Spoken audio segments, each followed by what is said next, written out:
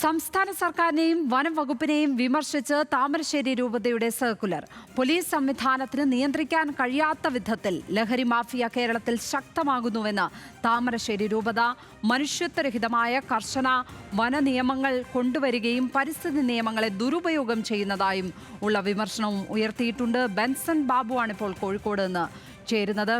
Benson, Thamarassery കേന്ദ്രീകരിച്ചുള്ള ലഹരി മാഫിയയുടെ പ്രവർത്തനം ഇതിനോടകം തന്നെ കേരളത്തിൽ വലിയ ചർച്ചയായിട്ടുള്ളതാണ്. കേരളത്തിലെമ്പാടും ഇങ്ങനെ ലഹരി കേസുകൾ ഉണ്ടെങ്കിലും ആ ഭാഗത്തെ ലഹരി ഉപയോഗവും ലഹരിയെ തുടർന്നുള്ള കൊലപാതകങ്ങളും വലിയ ചർച്ചാ വിഷയമായ സാഹചര്യത്തിലാണ് ഇപ്പോൾ താമരശ്ശേരി രൂപത സർക്കാരിനെതിരെ വിമർശനം ഉയർത്തുന്നത്. എന്തൊക്കെ കാര്യങ്ങളാണ് രൂപത ഇപ്പോൾ സർക്കാരിനെതിരെ പറഞ്ഞിരിക്കുന്നത്?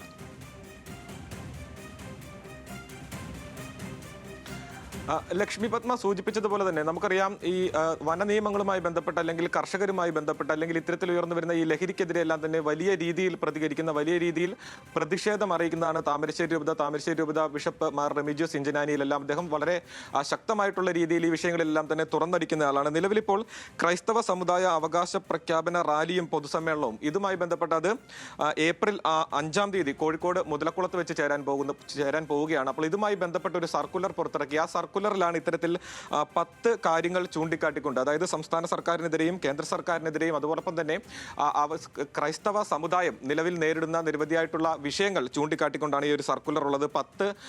10 കാര്യങ്ങളാണ് അതിൽ ചൂണ്ടിക്കാട്ടിയിട്ടുള്ളത്. അതിൽ ഏറ്റവും പ്രധാനപ്പെട്ടതാണ് ഇപ്പോൾ ലക്ഷ്മി പത്മ എടുത്ത് സൂചിപ്പിച്ചത്. അതിൽ പ്രധാനപ്പെട്ടത് justice KB Koshy commission report പുറത്തുവിടാത്തത് അല്ലെങ്കിൽ അത് പരസ്യപ്പെടുത്താത്തത് വലിയ പ്രതിസന്ധിയാണെന്ന് പറയുന്നു. ന്യൂനപക്ഷ സ്കോളർഷിപ്പുകളിലെ അനീതി, സംവരണത്തിലെ അനീതി, വനനിയമങ്ങളിലെ കാട്ടുനീതി, പരിസ്ഥിതി നിയമങ്ങളുടെ ദുരുപയോഗം, വന്യജീവി ആക്രമണം, കാർഷിക മേഖലയിലെ പ്രതിസന്ധികൾ, എയ്ഡഡ് വിദ്യാഭ്യാസ മേഖലയിലെ പ്രതിസന്ധി, ക്രൈസ്തവ സമുദായത്തിനെതിരെ നടക്കുന്ന കുപ്രചാരണങ്ങൾ, ലഹരിയുടെ നീരാളിപ്പിടുത്തം എന്നിങ്ങനെ 10 വിഷയങ്ങളാണ് അവർ മുൻപോട്ട് വെച്ചിട്ടുള്ളത്. ഈ 10 വിഷയങ്ങളിലും കൃത്യമായിട്ടുള്ള ഇടപെടൽ സംസ്ഥാന സർക്കാരിന്റെ ഭാഗത്തു നിന്നും ഉണ്ടായിട്ടില്ല എന്ന് അവർ കൃത്യമായി ചൂണ്ടിക്കാട്ടുന്നു. ഉദാഹരണങ്ങൾ അടക്കമാണ് ചൂണ്ടിക്കാട്ടുന്നത്. അതിൽ എടുത്തു പറയേണ്ടത്, ഈ ലഹരി വ്യാപനം കൂടുമ്പോൾ ആദ്യഘട്ടത്തിൽ സംസ്ഥാന സർക്കാർ പറഞ്ഞിരുന്നത് ഈ മദ്യത്തിന്റെ അളവ് വർദ്ധിപ്പിച്ചാൽ മറ്റ് ലഹരി വസ്തുക്കളുടെ അളവ് കുറയ്ക്കാൻ സാധിക്കുമെന്ന് സംസ്ഥാന സർക്കാർ പറഞ്ഞിരുന്നു. എന്നാൽ ആ വാദം പൊള്ളയാകുന്ന തരത്തിലുള്ള കാഴ്ചകളാണ് ഇപ്പോൾ കാണുന്നത് എന്ന ആക്ഷേപം താമരശ്ശേരി രൂപത ഉന്നയിക്കുന്നു. അതോടൊപ്പം തന്നെ വിവിധ രൂപത്തിലുള്ള നിയമങ്ങൾ, വനവുമായി ബന്ധപ്പെട്ട നിയമങ്ങളുണ്ട്, പരിസ്ഥിതി നിയമങ്ങളുണ്ട്, വന്യജീവികളുമായി ബന്ധപ്പെട്ട വന നിയമവുമായി ബന്ധപ്പെട്ട നിരവധി നിയമങ്ങൾ നിലനിൽക്കുന്നുണ്ട്. ഇവയെല്ലാം തന്നെ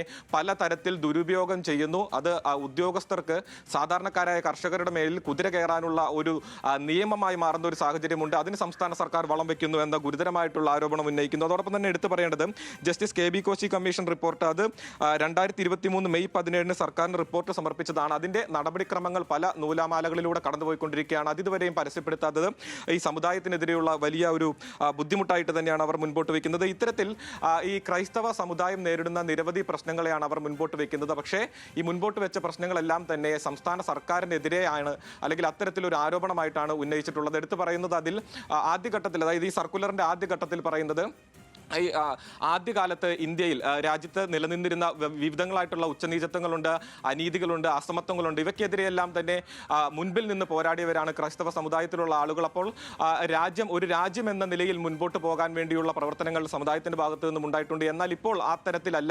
സമുദായം എന്ന നിലയിൽ വലിയ പ്രതിസന്ധികളിലൂടെയാണ് കടന്നു പോകുന്നത്. വിദ്യാഭ്യാസ രംഗം എടുത്ത് പരിശോധിക്കുകയാണെങ്കിൽ ചാവറ കുര്യാക്കോസ് എലിയാക്കോസച്ചന്റെ നേതൃത്വത്തിൽ ഈ പള്ളിക്ക് തൊട്ട് സമീപത്തായി പള്ളിക്കൂടങ്ങൾ സ്ഥാപിച്ചുകൊണ്ട് വിദ്യാഭ്യാസത്തെ മുൻപോട്ട് കൊണ്ടുപോകുന്നതിന്, വിദ്യാഭ്യാസം ലഭിക്കുന്നതിനാവശ്യമായിട്ടുള്ള നടപടികൾ സ്വീകരിച്ചു വന്നിരുന്നു. അങ്ങനെ വലിയ രീതിയിലുള്ള സംഭാവന രാജ്യം എന്ന നിലയിൽ അല്ലെങ്കിൽ രാജ്യത്തിനായി മുൻപോട്ട് വെച്ച ഒരു ക്രൈസ്തവ സമുദായമാണ് ക്രൈസ്തവ സമുദായം. പക്ഷേ ഇപ്പോൾ നേരിടുന്ന വിവിധങ്ങളായിട്ടുള്ള വിഷയങ്ങളുണ്ട്. ഇവയിലൊന്നും തന്നെ കൃത്യമായിട്ടുള്ള ഇടപെടൽ സംസ്ഥാന സർക്കാരിന്റെ ഭാഗത്ത് നിന്നും ഉണ്ടാകുന്നില്ല എന്നാണ് പറയുന്നത്. അതോടൊപ്പം തന്നെ നമ്മൾ എടുത്തു സൂചിപ്പിക്കേണ്ടതാണ്, കുറച്ചു കാലങ്ങൾക്ക് മുൻപാണ് എയ്ഡഡ് സ്കൂൾ അധ്യാപിക 6 വർഷത്തെ വേതനം കിട്ടാത്തതിനെ തുടർന്ന് ആത്മഹത്യ ചെയ്തൊരു സാഹചര്യം ഉണ്ടായിരുന്നു. അത് താമരശ്ശേരി രൂപതയിലായിരുന്നു. അപ്പോൾ ഇത്തരത്തിൽ എയ്ഡഡ് സ്കൂളുകളുമായി ബന്ധപ്പെട്ട് അവിടുത്തെ നിയമനങ്ങളുമായി ബന്ധപ്പെട്ട് വലിയ രീതിയിലുള്ള അട്ടിമറി നടക്കുന്നുണ്ട്. അതും സംസ്ഥാന സർക്കാരിന്റെ ഇടപെടലുണ്ടെങ്കിൽ മാത്രമേ മാറ്റാൻ സാധിക്കുള്ളൂ, അല്ലെങ്കിൽ അതിലൊരു ക്ലാരിഫിക്കേഷൻ വരുത്താൻ സാധിക്കുകയുള്ളൂ എന്നിങ്ങനെ സംസ്ഥാന സർക്കാരിനെതിരായിട്ടുള്ള വലിയ ആരോപണങ്ങളാണ് ഈ ഒരു സർക്കുലറിന്റെ ഭാഗമായി പുറത്തു വന്നിട്ടുള്ളത്. സൂചിപ്പിച്ചതുപോലെ തന്നെ സംസ്ഥാന സർക്കാരിനെതിരായ കുറ്റപത്രം ആവുകയാണ് ഏതായാലും താമരശ്ശേരി രൂപതയുടെ ആ സർക്കുലർ. അതിൽ വളരെ പ്രധാനം ലഹരി മാഫിയയെ കുറിച്ചുള്ള പരാമർശങ്ങളാണ് എന്നുള്ളതാണ്. ലഹരി മാഫിയയെ നിയന്ത്രിക്കാൻ സർക്കാരിന് കഴിയുന്നില്ല, സംസ്ഥാനത്തിന്റെ പോലീസ് സംവിധാനത്തിന് കഴിയുന്നില്ല എന്ന അതിരൂക്ഷ വിമർശനം ഉയർത്തുകയാണ് താമരശ്ശേരി അതിരൂപത.